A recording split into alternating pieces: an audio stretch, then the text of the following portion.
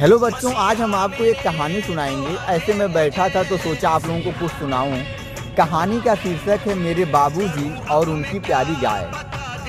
गाय इसलिए कि मेरे पिताजी अपनी गाय से बहुत प्रेम करते हैं, निस्वार्थ प्रेम करते हैं कि आप सोच नहीं सकते। जो गमछा वो अपने कंधे पे लिए रहते हैं, उस गमछा से अपनी गाय को हवा करते हैं।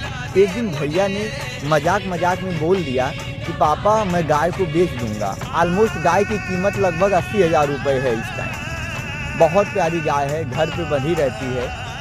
तो पिताजी उस रात खाना नहीं खाए और सौभाग्य की बात है कि गाय ने अभी बछिया दिया।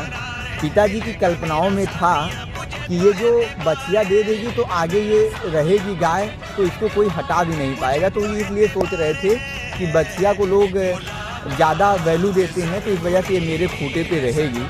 तो ये बात दरअसल मैं इसलिए बता रहा हूँ कि पिताजी बता रहे थे कि गाय ने जब बच्चा दिया अभी 3-4 दिन पहले, तो वह अपने बच्चों को ना देखकर मुझे स्पर्श करी जा रही थी, मुझे चाट रही थी। मतलब कहने का मतलब गाय इतना ज़्यादा पिताजी से प्रेम करती है और इस तरीके से पिताजी गाय को लेकर बड़े भावुक रहते हैं। तो मैंने भैया को बोल भी दिया कि भैया आप आइंदा ये सब भी मत बोलिएगा कि गाय बिकेगी।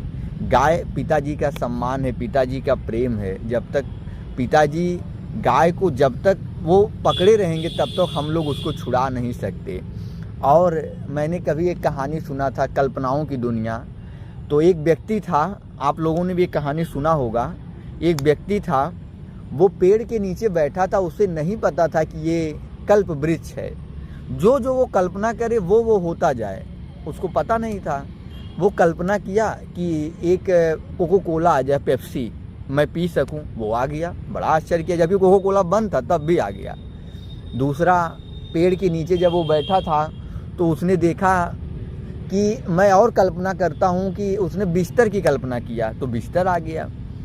ऐसे उसका आकांक्षा बढ़ती गई। फिर ऐसे वो सोचा, अचानक से रात में उठा, सब खा पी के सो गया जब, तो अचानक से उठा, यहाँ तो बड़ा निर्जन एरिया है, कहीं से शेर ना आ जाए। और संजोग से शेर भी आ गया, क्योंकि वो कल्पना का वृक्ष था। तो वो मारा गया।